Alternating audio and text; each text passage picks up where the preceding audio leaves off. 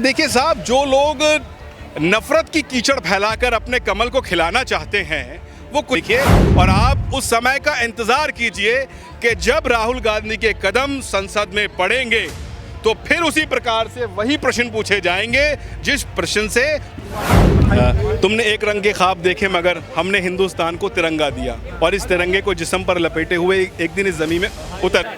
हाँ, आज राहुल गांधी के लिए बड़ा दिन है क्योंकि राहुल गांधी को एक बड़ी जीत मिली है और ये जीत राहुल गांधी की नहीं बल्कि उनके तमाम समर्थकों की है, क्योंकि ये कहा जा रहा था कि राहुल गांधी मानसून सत्र पहुंचेंगे और यहाँ पर जो है तमाम देशवासियों की आवाज़ उठाते हुए नजर आएंगे। राहुल गांधी का वो अधूरा सवाल कि अडानी की सेल कंपनियों में 20,000 करोड़ रुपए किसके हैं, इसी मुद्दे पर हमारे साथ बातचीत करने के लिए मौजूद है इमरान खान, माइनॉरिटी प्रवक्ता है, कांग्रेस के प्रवक्ता हैं और अल्पसंख्यकों की लगातार आवाज़ उठाते रहते हैं। सर, आपका बहुत बहुत स्वागत है। मैं बहुत धन्यवाद करता हूँ आपका। कैसे आप देखते हैं, झंडा लहरा रहा है और साथ में राहुल गांधी के यहाँ पर नारे लगाए जा रहे हैं इस सदन, इस भवन में, क्या लगता है कोई बड़ी जीत आपके लिए? देखिए, ये जीत सिर्फ कांग्रेस की नहीं, ये समूचे देश की जीत है।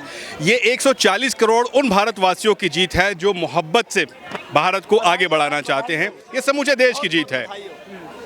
दूसरा, ये जो निर्णय आया है, कहीं ना कहीं देश के एक बड़े वर्ग को उम्मीद थी कि यही निर्णय आने जा रहा है, परंतु जिस ये निर्णय आया है उसके बाद हर्ष और उल्लास से सब लोग भरे हुए हैं। कांग्रेस परिवार, आप देख सकते हैं कि हमारे ना कि सिर्फ नेतागण बल्कि हमारे कार्यकर्ता जो तो धरातल से जुड़े रहते हैं, सबके अंदर एक हर्ष और उल्लास का माहौल है और निस्संदेह मोहब्बत की जीत हुई है और नफरत की हार हुई है। लेकिन सत्ता पक्ष का अभी भी सवाल आ रहा है कि अभी भी अटकलें हैं, राहुल गांधी इसको जीत ना समझे।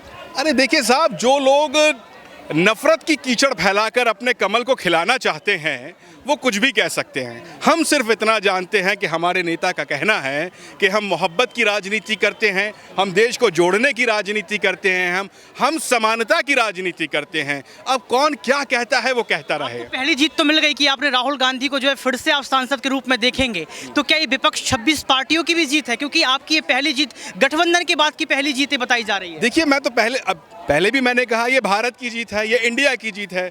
ये सिर्फ राहुल गांधी और कांग्रेस की नहीं, ये इंडिया की जीत हुई है। इंडिया के जुड़ने के बाद, यानी कि विपक्ष के जुड़ने के बाद, इसलिए इंडिया बोल रहा हूं, ये इंडिया की जीत है और आप उसको उसी तरह देखिए और आप उस समय का इंतजार कीजिए कि जब राहुल गांधी के कदम संसद में पड़ेंगे तो फिर उसी प्रकार से वही प्रश्न पूछे जाएंगे जिस प्रश्न से लोग विचलित थे।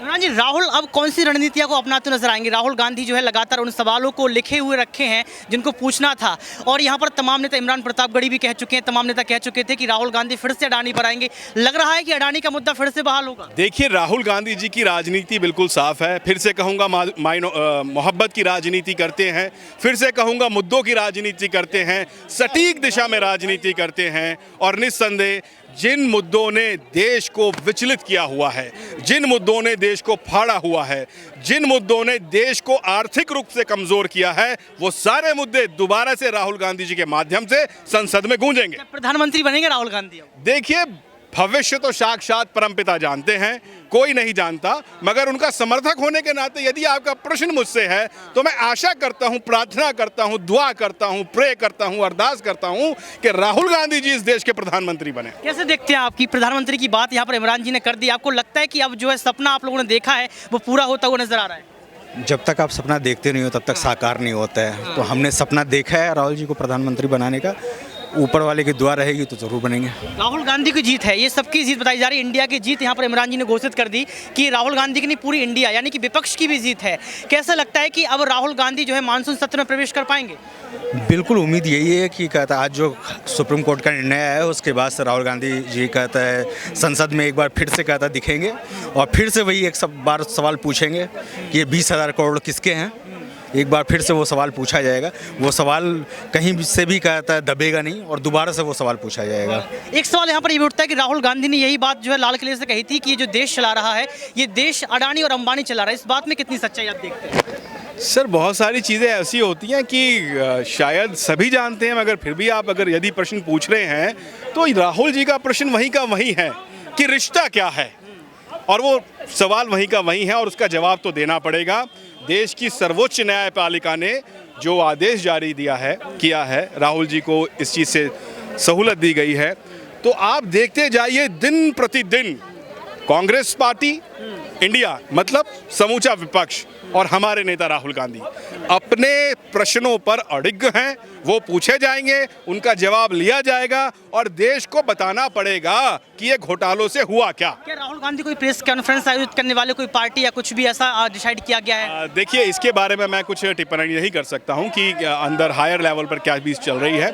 अभी जो होगा वो आपके सामने आएगा। किस किस नेता से आप मुलाकात कर चुके हैं और क्या लोगों का कहना है अभी?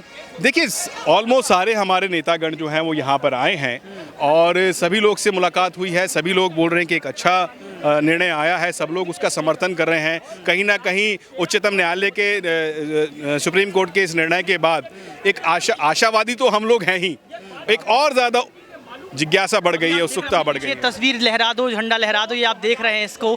आपको लगता है कि 2024 में विपक्ष का जो है झंडा लहराने वाला है? देखिए, इंडिया बोलिए, विपक्ष मत बोलिए। मैं बार बार आपसे कह रहा हूँ, मैं आपसे नहीं, मैं सारे चैनल्स को बोल रहा हूँ कि इंडिया बोलिए, विपक्ष मत बोलिए।